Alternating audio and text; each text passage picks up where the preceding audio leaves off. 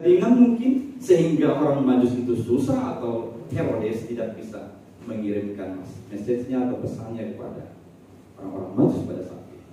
Karena kita tahu Tuhan dengan kuasa sanggup melepaskan, menyelamatkan kita semua dimanapun berada. Inilah makna Natal yang sesungguhnya, kelepasan. Allah melepaskan kita dari hukuman akibat dosa. Itu makna Natal. Allah menyelamatkan kita dari hukuman akibat dosa. Tuhan lihat kehidupan manusia ini sudah sangat kusut bagaikan benang yang kusut, maka Allah turun tangan. Dia utus anaknya sendiri, Tuhan Yesus Kristus, menjadi manusia untuk menyelamatkan kita, memulihkan kehidupan kita, menganugerahkan kelepasan bagi kita semuanya. Kita tahu tidak ada satu kuasa apapun yang bisa membatalkan rencana keselamatan Tuhan. Itu yang kita lihat dalam cerita orang Majus ini, bahwa Allah, walau ada rencana dari Herodes untuk membunuh bayi Yesus yang membawa keselamatan itu, tapi kembali ke awal tadi, tidak ada satu kuasa pun yang dapat membatalkan rencana dari Allah untuk memberikan keselamatan. Orang Majus adalah orang-orang pintar, orang-orang bijaksana, para ahli astrologi. Tapi mereka juga menunjukkan telah menjadi alat Tuhan untuk mengabarkan keselamatan. Dan sebagai bukti bahwa mereka adalah orang-orang yang juga memperoleh keselamatan dari manapun mereka berasal, di negeri manapun dia berada. Karena keselamatan yang dibawa oleh Allah berlaku untuk semua orang, di semua negeri, di semua keadaan. Saudara-saudari, ada 3 pokok penting yang menjadi refleksi Natal lewat perayaan pada hari. Yang pertama, takut akan Tuhan. Kita harus lebih takut akan Tuhan daripada apapun.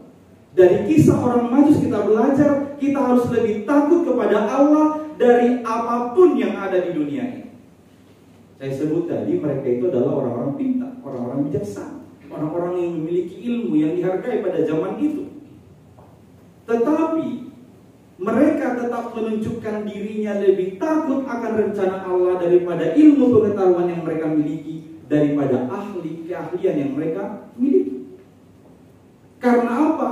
Karena keahlian, hikmat, kepintaran yang mereka miliki justru mereka pakai untuk mendekatkan dirinya bertemu dengan Allah, berjumpa dengan Yesus Kristus. Di perkembangan zaman ini, ilmu pengetahuan semakin cepat melaju. Bahkan perkembangan ilmu pengetahuan tidak sedikit lagi menyimpulkan atau sampai kepada titik akhir yang berkata, kami tidak perlu Tuhan. Muncullah sekarang banyak yang disebut dengan ateis. Mereka adalah yang mengagung-agungkan keahlian ilmu pengetahuan yang mereka miliki. Mereka berkata, Tuhan itu ada di pikiran kami yang membentuknya, maka tidak perlu ada Tuhan. Ini adalah kelompok ateis yang saat ini banyak menyerang generasi-generasi muda yang cinta dengan ilmu logik atau ilmu pengetahuan. Padahal kita tahu, Albert Einstein aja berkata, ilmu pengetahuan tanpa agama atau tanpa ilmu tentang Tuhan itu timpang. Namanya timpang, kalau kaki ini hanya ada satu jadi timpang, tidak bisa berjalan dengan normal. Kemudian agama pun tanpa ilmu pengetahuan itu buta. Maka apabila kita memiliki agama, iman, kepercayaan tanpa dibarengi oleh ilmu pengetahuan untuk memahaminya pun itu buta. Di situ dia mau mengatakan, saya sebagai orang yang benar-benar ahli dalam kimia fisikawan pada saat itu berada pada titik akhir. Dia perlu Tuhan. Tuhan lebih tinggi dari segalanya, termasuk ilmu yang dia miliki. Maka kita harus lebih takut kepada Tuhan daripada ilmu atau keahlian yang kita miliki. Kemudian lebih takut kepada Tuhan daripada kepentingan diri kita sendiri. lebih mementingkan bertemu dengan Tuhan daripada kepentingan diri sendiri. Orang-orang Majus itu berjalan jauh, jalanannya juga ada yang kadang mendaki, ada yang kadang menurun, ada terkadang mereka melalui padang gurun. Semua itu mereka lakukan. Satu tujuan, untuk bertemu dengan bayi Yesus. Maka ini adalah wujud atau bukti mereka lebih takut akan Tuhan daripada kepentingannya sendiri. Mungkin selama perjalanan mereka lelah, kehabisan persediaan makanan dan lain sebagainya yang mereka lalui. Tapi itu tidak menyurutkan niat mereka. Mereka tetap menunjukkan rasa takutnya kepada Tuhan melebihi apapun, termasuk dirinya sendiri. Dan yang berikut, lebih takut kepada Tuhan daripada penguasa atau daripada raja di dunia ini. Kita tahu pada awal pertemuan mereka, orang Majus dengan Herodes, orang Majus kan bertanya, di manakah letak bayi Yesus, Raja Yahudi yang baru lahir itu? Saat itu kita tahu Herodes benar-benar panik, karena dia tidak mau disaingi. Dia bertanya kepada ahli-ahli Taurat, imam-imam kepala, tentang apa yang ditanyakan orang Majus. Akhirnya dia dapat informasi bahwa bayi yang disebut dan dijanjikan pada perjanjian lama itu lahir di Bethlehem di tanah Yudea. Kemudian Herodes menemui orang-orang Majus. Katanya dia ada di Bethlehem di Yudea. Kemudian dia titip pesan. Pesan saya, kalau kalian sudah tiba di tempat itu, beritahu saya nanti. Itu kata Herodes. Tapi niatnya kita tahu, jahat. Dia tidak mau ada saingan yang lain. Dalam historinya kita tahu bahwa Herodes tidak tanggung-tanggung. Dia mau membunuh ponakannya sendiri, mengusir anaknya sendiri, mengusir istrinya sendiri, apabila semuanya itu mengancam kekuasaan. Maka termasuk ketika dia mendengar ada Raja Yahudi yang lahir di Bethlehem, dia panik dan dia menyuruh orang Majus, nanti kalau kalian sudah sampai di sana, beritahu saya ya, saya juga mau menyembah dia. Kata Herodes. Tuhan tahu itu niat jahat. Itu rencana jahat yang dirancang oleh Herodes. Maka orang Majus pun pergi ke Bethlehem.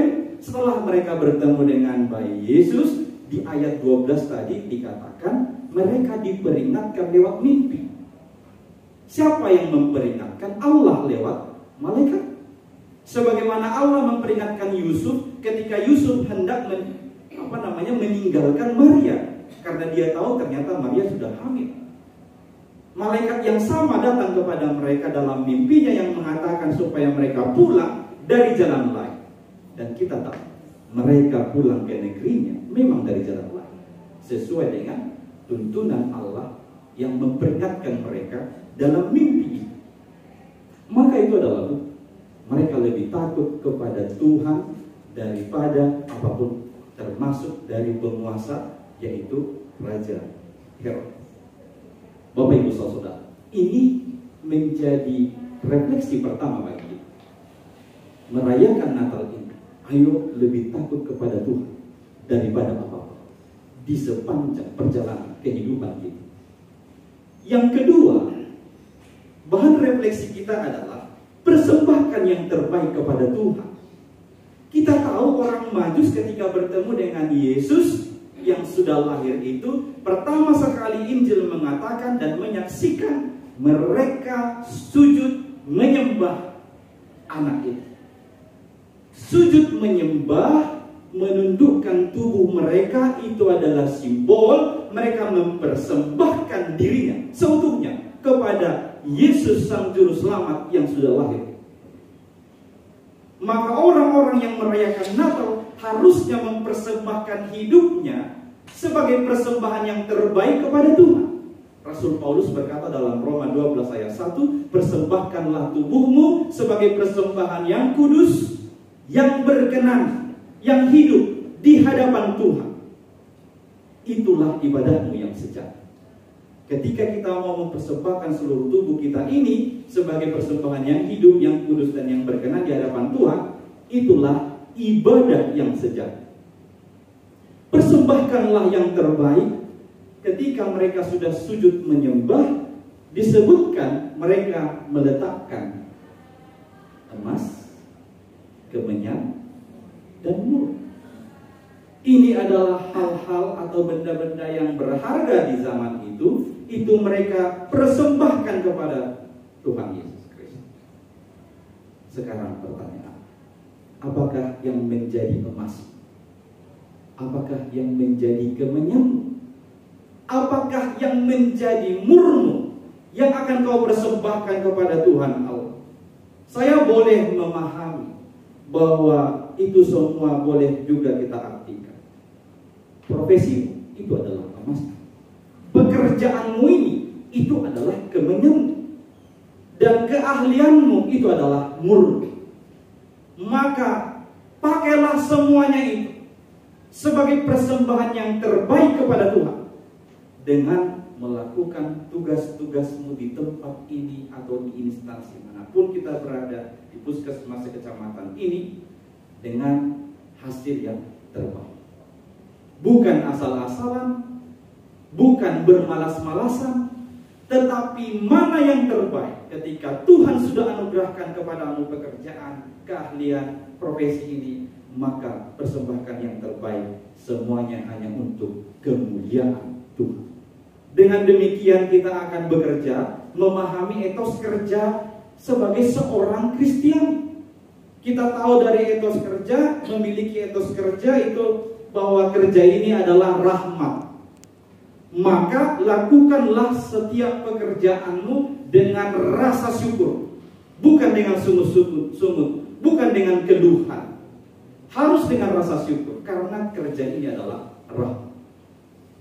Kerja ini adalah panggilan, maka hargailah panggilanmu ini.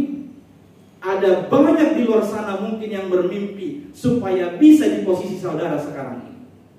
Maka jikalau ini adalah panggilan, Bapak, Ibu, Saudara-saudari, bukanlah kebetulan ada di profesi atau pekerjaan sekarang.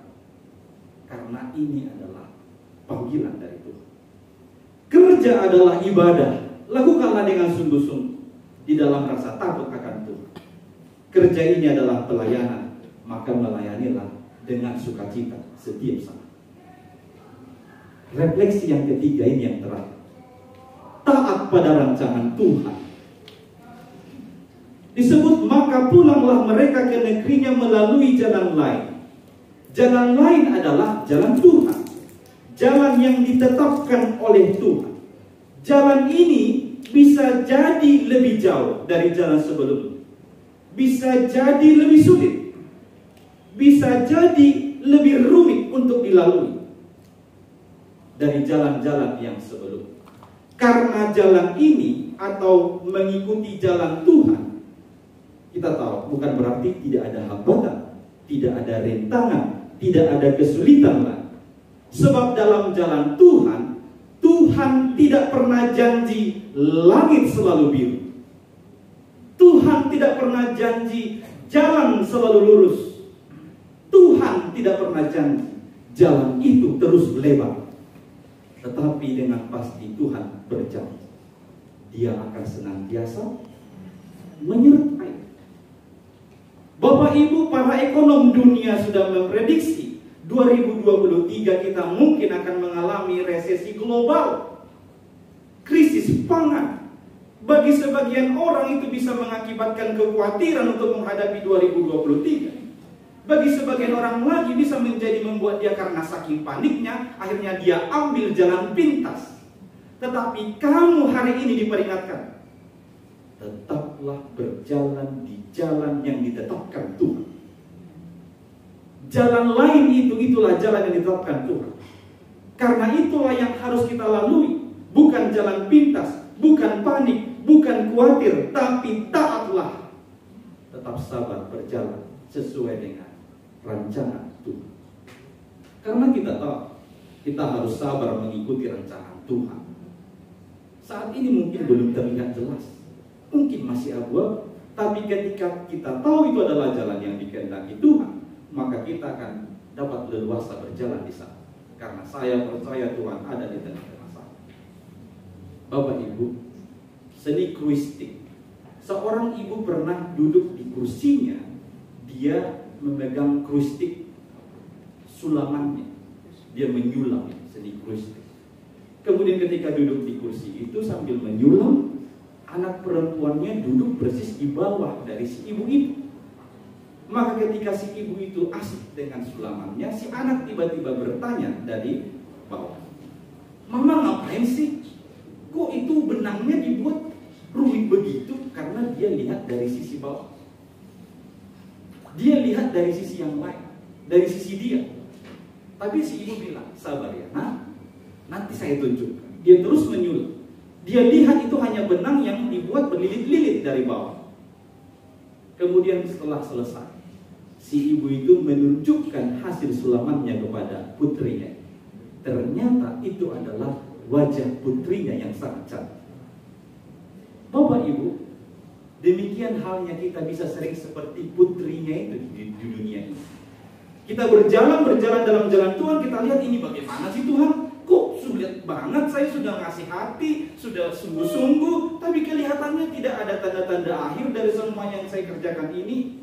Tuhan bilang, sabarlah. Nanti dia akan tunjukkan bahwa Tuhan sedang membimbing, mengarahkan kita supaya kita sampai ke dalam hal yang terbaik dalam kehidupan. Pegang teguhlah apa yang disebutkan dalam Yeremia 29 ayat 11. Sebab aku ini mengetahui rancangan-rancangan apa yang ada padaku mengenai kamu. Demikianlah firman Tuhan, yaitu rancangan damai sejahtera dan bukan rancangan kecelakaan, untuk memberikan kepadamu hari depan yang penuh harap. Amin. Kita berdoa. Syukur bagimu ya Tuhan, firman-Mu telah menguatkan kami dalam sukacita Natal hari ini. Biarlah kami benar-benar dikuatkan oleh Roh untuk senantiasa hidup mengikuti rancangan Tuhan. Biarlah kami semua lebih takut kepada Engkau dari apapun, dan biarlah juga kami tunduk pada rancangan dengan mempersembahkan yang terbaik daripada kami demi kemuliaan nama. Dan tolonglah kami untuk senantiasa taat pada zaman yang Engkau kehendaki. Mampukan kami semua yang mendengarkan firman ini untuk mengerti dan melakukannya dalam kehidupan kami.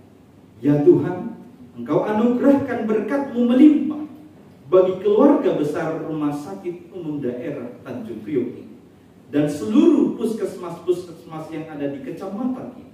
Biarlah Bapak Ibu, saudara-saudari kami yang boleh bekerja dan melayani di instansi ini, bekerja dengan sungguh dan melakukannya dengan rasa syukur, dengan benar-benar sebagai ibadah di hadapan.